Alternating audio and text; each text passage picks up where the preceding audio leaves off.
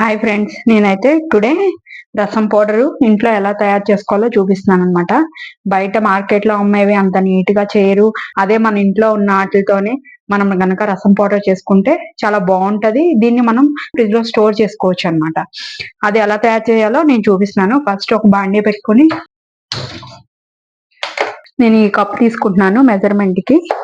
ఈ కప్పుతో పచ్చిశనగపప్పు, అదే కప్పుతో ఒక కప్పు పెసరపప్పు, సేమ్ అదే కప్పుతో 1 కప్పు కందిపప్పు, హాఫ్ కప్పు మసూర్ దాల్ అంటే ఎర్ర కందిపప్పు,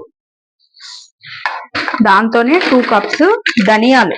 దీనికి ధనియా పౌడర్ యూజ్ చేయకూడదు, డైరెక్ట్ ధనియాలే యూజ్ చేయాలి. ధనియాలు 2 కప్స్. 2 కప్స్ వేసుకోవాలి. అన్ని 1 కప్ వేసుకుంటే ధనియాలు మటుకు 2 కప్స్ వేసుకోవాలి. కొంచెం జీలకర్ర, నేనైతే ఇంత జీలకర్ర తీసుకున్నాను. ఒక 50 గ్రామ్స్ మిరియాలు, కొంచెం హాఫ్ కప్పు మినపప్పు, ఒక 25 నుంచి 30 వరకు ఎండుమిరపకాయలు.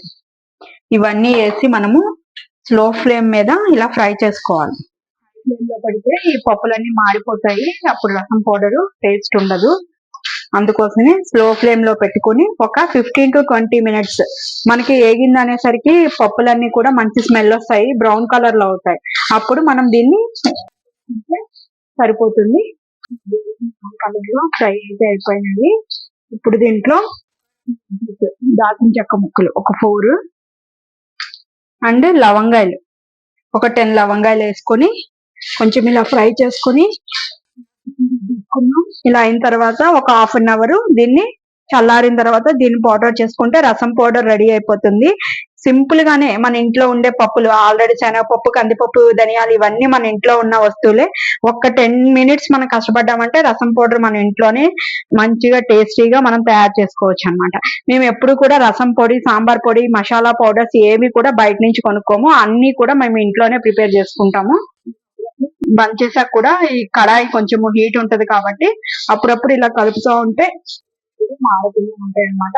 దీన్ని చల్లారనిద్దాము ఒక 15 to 20 మినిట్స్.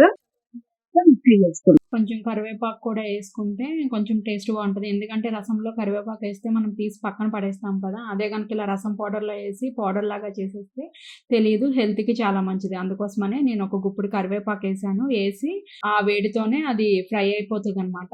కొంచెం అటు ఇటు కదుపుకుంటే సరిపోతుంది.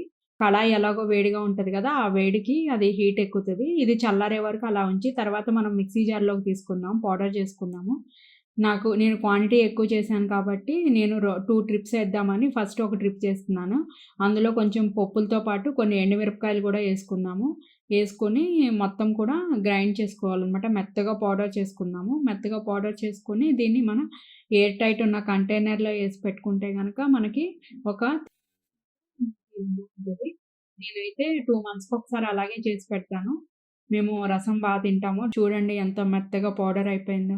కొంచెం గ్రీన్ కలర్గా ఉంటుంది, ఎందుకంటే మనం కరివేపాకు వేసాం కాబట్టి కలర్ ఈ విధంగా ఉంది.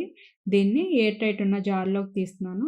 తీసిన తర్వాత చూడండి, గుమగుమలాడే రసం పౌడర్ అయితే రెడీ అయిపోయింది. మీరు కూడా ఈ విధంగా తయారు చేసుకుని ఉంచుకోండి. మీకు కూడా నచ్చినట్లయితే ఈ రసం పౌడర్ తయారు చేసి ఎలా ఉందో నాకు కామెంట్ రూపంలో చెప్పండి. Thank you friends.